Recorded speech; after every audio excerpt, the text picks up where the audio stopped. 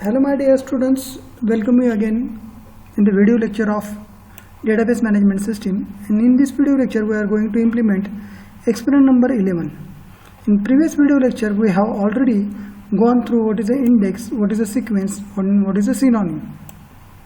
So basically the index are the index value like a page number to retrieve data easily, and sequence are an integer number created on the database to insert a record, and synonyms are the alternative names given to the tables. So these are the basic concepts regarding index, sequence and synonyms.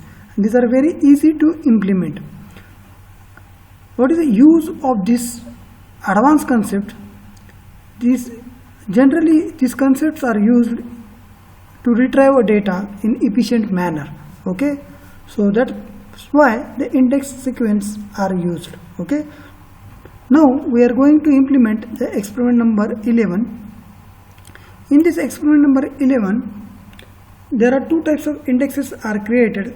Okay, so index that is created on the single column is known as a simple index or singular index. Then an index which is created on the multiple columns, that is called as a composite index. An index which is created on a unique column is called as a unique index, which we have studied previously. Okay, then we can create a sequence using create sequence command. Okay, create sequence name incremented by starting value. Okay, then maximum value, cyclic or non-cyclic. Okay, then we can alter the sequence, we can drop the sequence, we can create a synonym like a create synonym name from the table name, and we can drop this synonym. So these are the basic operation we are going to implement. For that purpose we required a table. So I am creating EMP11 table, which we have previously created as a EMP10. So I can create EMP11 table. So table is created.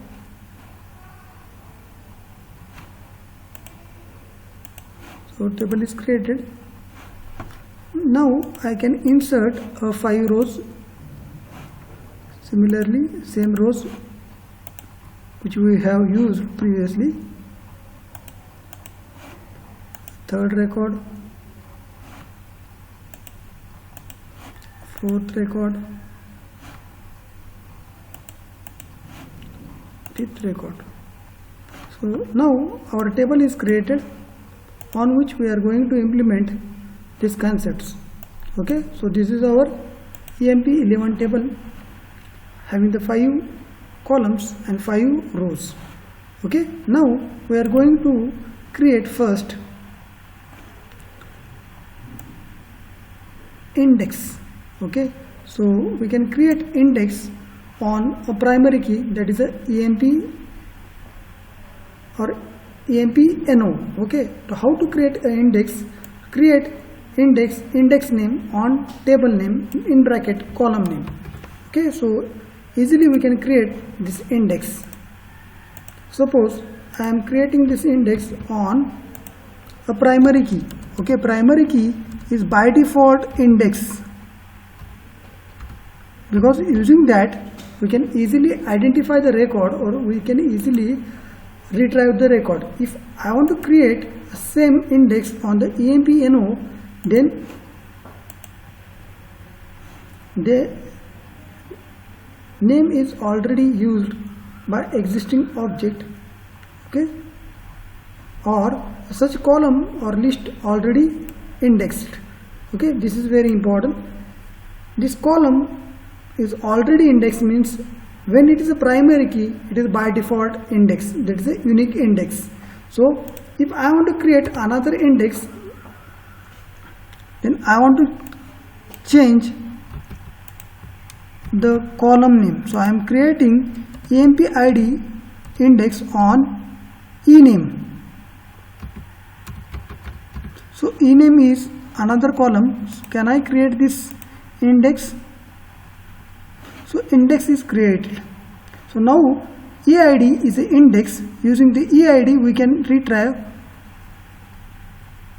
a record. So EID it is a single index or singular index. If I want to create a composite index, then similarly I can have a same statement, composite index name. I have given name CID on ename comma DEPTNO. So I am creating a second index, that is a CID on EMPNO and DEPT number. So index is created. In this way we can create an index.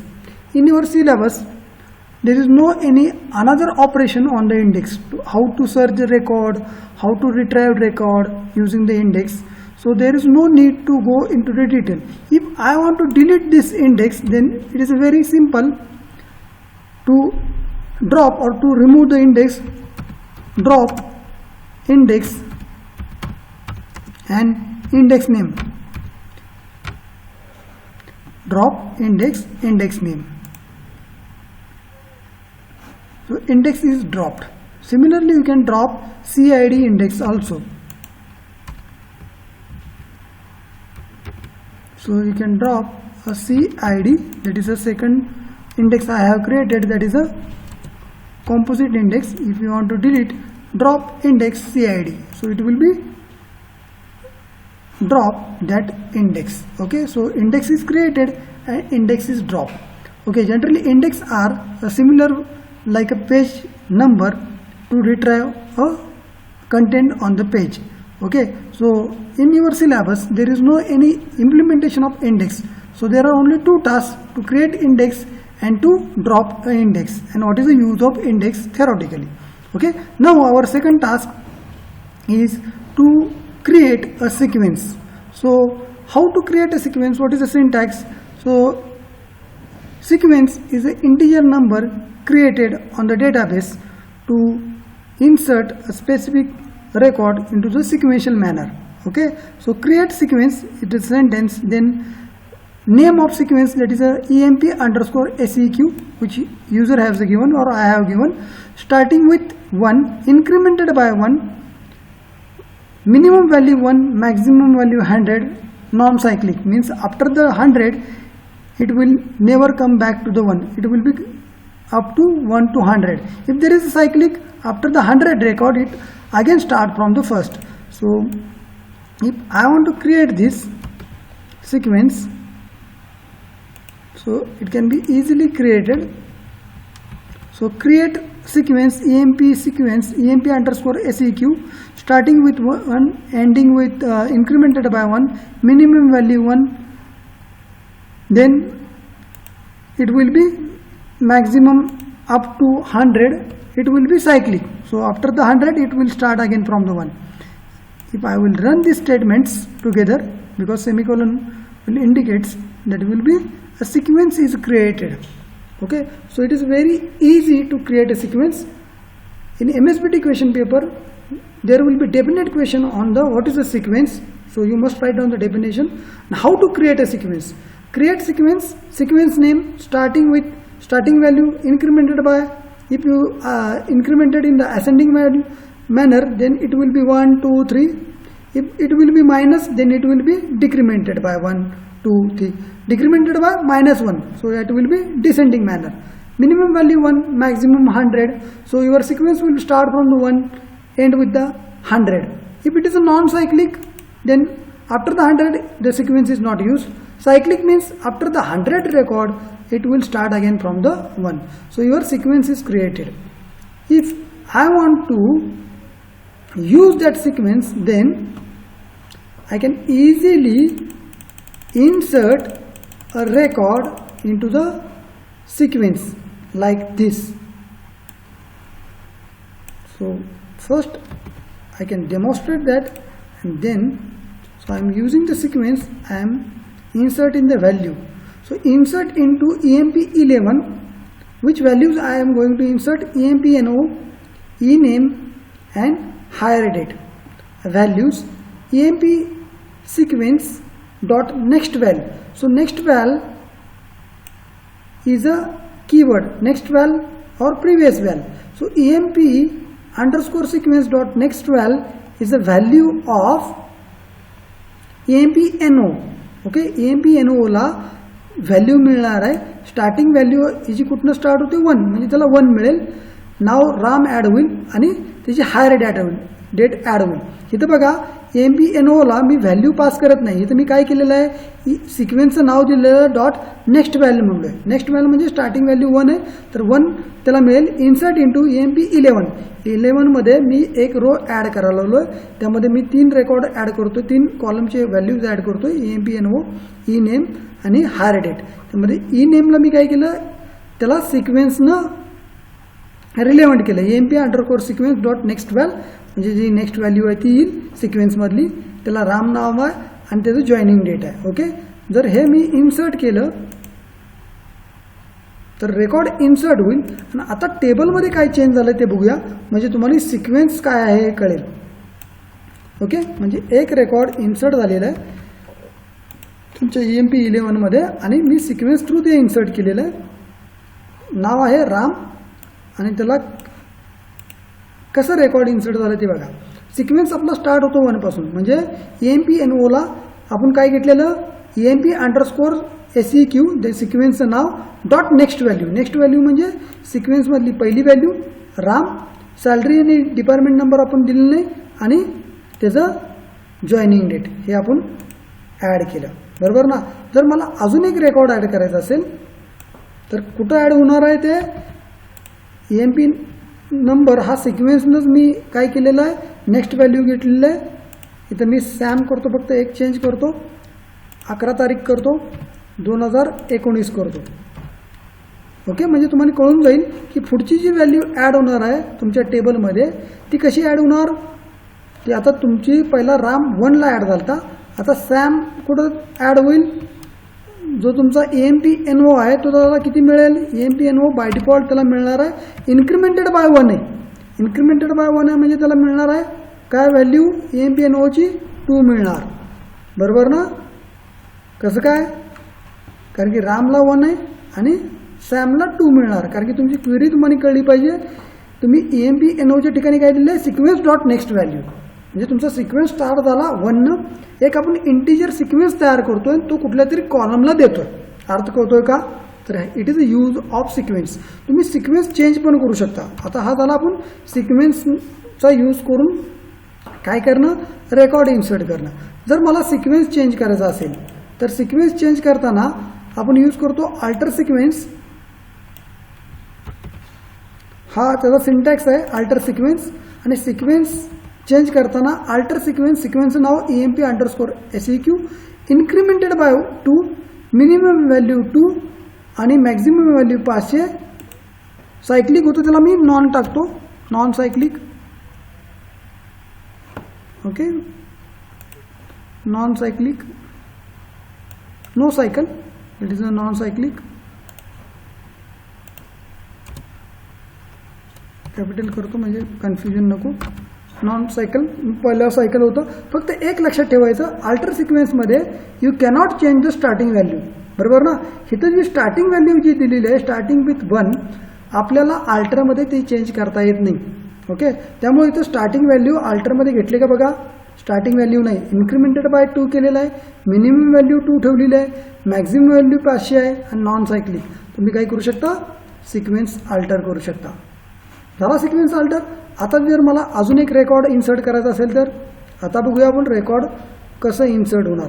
कारण की आतापर्यंत 2 record insert झालेले आहेत, एकाला 1 मिळालेला number, दुसऱ्याला 2 मिळालेला. आता अजून एक मी रेकॉर्ड इन्सर्ट करतोय,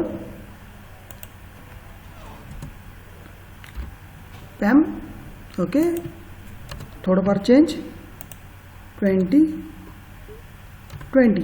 ओके, आता इथं आपलं बघा इन्क्रिमेंट 2 होणार आहे, बरोबर ना. सिक्वेन्स आता आला आहे कुठंपर्यंत, 2 पर्यंत आला आहे आणि आपण अजून एक रेकॉर्ड ॲड करतोय, बरोबर ना. तर आपल्याला EMP जो नंबर आहे तो कुठल्या याला जाणार आहे बघा, सिक्वेन्सनुसार तो गेला पाहिजे कुठं, तर तो 2ला आला आहे आणि नवीन रेकॉर्ड ॲड होत असेल तर नवीन रेकॉर्ड 2ने इन्क्रिमेंट होणार, कारण की इन्क्रिमेंटेड बाय 1 आहे.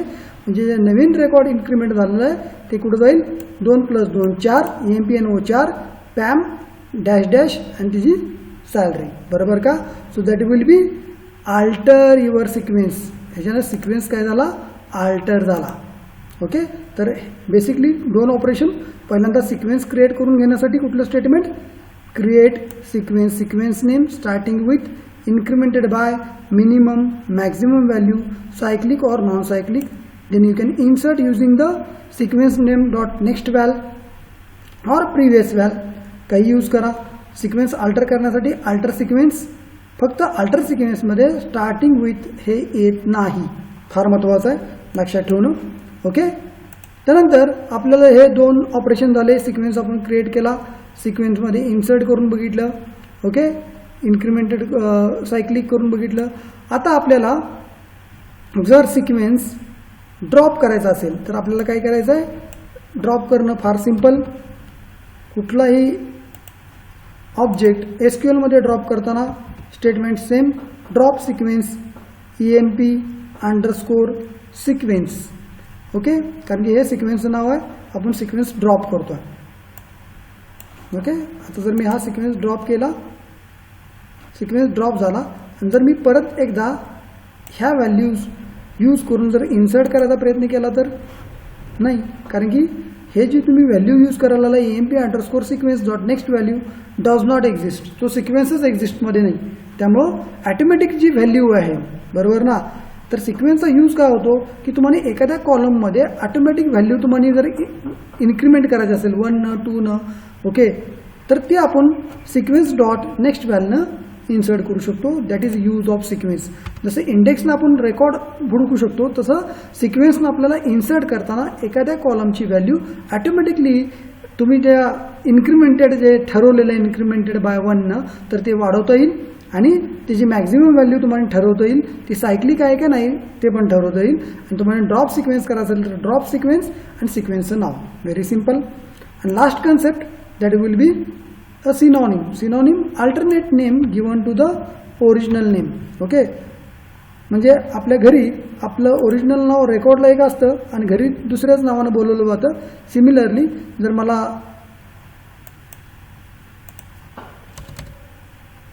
सिक्वेन्स सिनोनिम तयार करायचं, म्हणजे बघा क्रिएट सिनोनिम, बरोबर ना. Create synonym E11 for EMP 11. Original table EMP 11 आहे, त्याला मी काय करतो, सिनोनिम देतोय E11. सो दॅट विल बी हे व्हेरी इम्पॉर्टंट क्वेश्चन. काय विचारला होतो, synonym means what. So it is alternate name given to the any object. So we can use the 2 names for the single object, original name as well as another name. So what is the basic difference between rename and synonym. रिनेममध्ये old name आणि new name असतं. New name old नेमला replace करतं. आपण एकदा rename केल्यानंतर old नेमनं तो table access होऊ शकत नाही. पण सिनोनिम क्रिएट केल्यावर काय होतं ते बघूया. आता मी एक सिनोनिम क्रिएट करतो, create synonym E11 for EMP 11. EMP 11 ह्या टेबलला E11 हा सिनोनिम क्रिएट झालेला आहे. आता अल्टरनेटिव्ह नेम सिलेक्ट झालेला आहे, काय क्रिएट झाला म्हणजे काय, मी कुठलंही ऑपरेशन त्या नेमवर करू शकतो. म्हणजे सिलेक्ट स्टार फ्रॉम E11 जर केलं,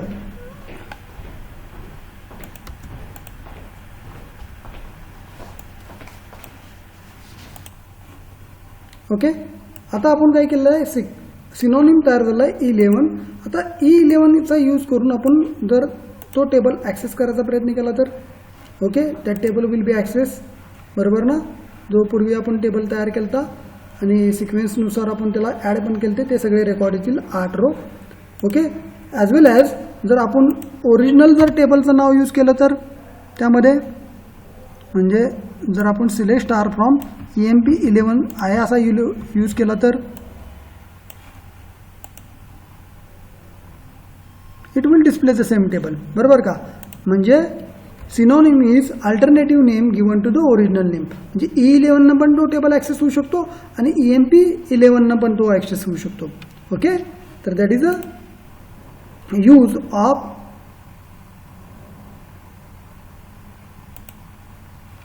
E11.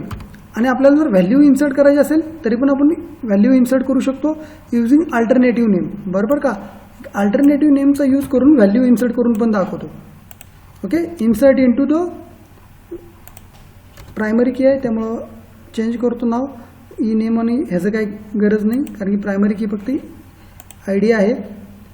355 बघा EMP11ला मी ॲड केलं. E11ला ॲड करून दाखवतो.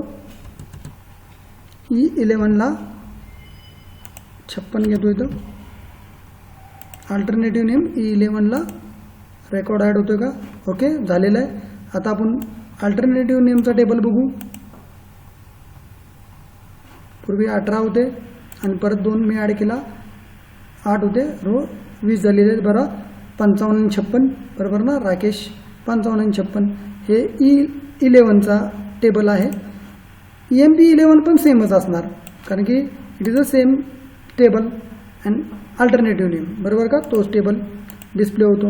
ओके त्यामध्ये फार महत्त्वाचं काय आहे, जर मी जर अल्टरनेटिव्ह टेबल जर ड्रॉप केला तर बरोबर ना, जर मी अल्टरनेटिव्ह टेबल ड्रॉप केला तर म्हणजे अल्टरनेटिव्ह टेबलचं जे नाव आहे ते मला काय करायचं आहे, ड्रॉप करायचं आहे बरोबर ना. ड्रॉप करायचं असेल तर क्रिएट सिनोनिम तसं ड्रॉप सिनोनिम बरोबर ना. त्यापेक्षा मी काय करतो, मला तो टेबल ड्रॉप करायचा आहे. EMP11 हा टेबल आहे पण त्याला अल्टरनेटिव्ह नाव आहे E11. मग E11 जर मी डिलीट केला तर EMP11 डिलीट होतो का हे बघायचं आहे मला. तर डिलीट किंवा मला पूर्ण टेबलच डिलीट करायचं असेल तर DROP ड्रॉप टेबल E11 कारण की अल्टरनेटिव्ह नेम E11 आहे. Drop table E11. आता बघूया होतोय का. Table or view does not exist. हे फक्त अल्टरनेटिव्ह नेम आहे. त्या अल्टरनेटिव्हचं नेमचा यूज करून तुम्ही अपडेट करू शकता. तुम्ही एखादा रो डिलीट करू शकता, रोमधल्या व्हॅल्यू चेंज करू शकता. ओके किंवा तुम्ही रिनेम तुम्ही त्यामधले एखादं कंटेंट चेंज करू शकता. पण तुम्ही तो E11 जे अल्टरनेटिव्ह नेम दिलेला आहे ते ॲज अ टेबल म्हणून डिलीट करू शकत नाही. हां जर मला सिनोनिम ट्रिप डिलीट करायचं असेल तर delete synonym.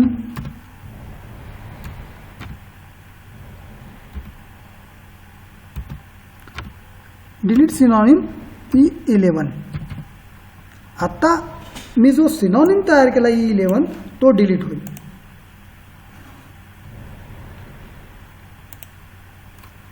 Delete synonym E11. Okay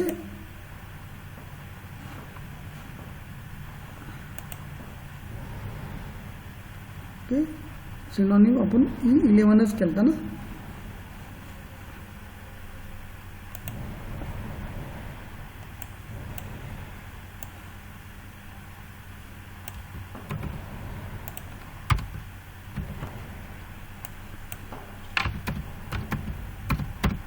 delete synonym E11.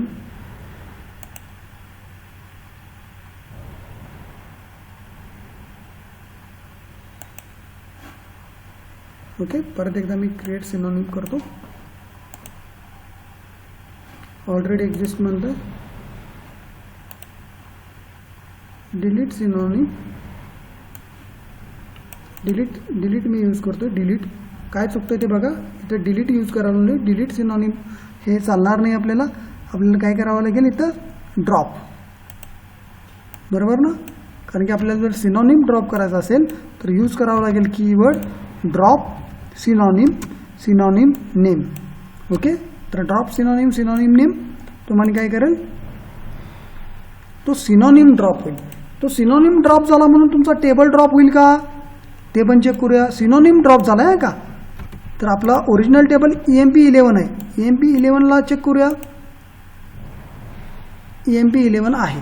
फक्त आपल्याला अल्टरनेटिव्ह नेम ऑपरेशनसाठी दुसरं एखादा जर यूज करायचं असेल तर आपण सिनोनिम यूज करतो. बेसिकली यूज काय आहे सिनोनिमचा, जर एखादा टेबलला किंवा डेटाबेसला जर लॉंग नेम असेल तर त्याचं शॉर्ट नेम करण्यासाठी सिनोनिम यूज करतो आपण.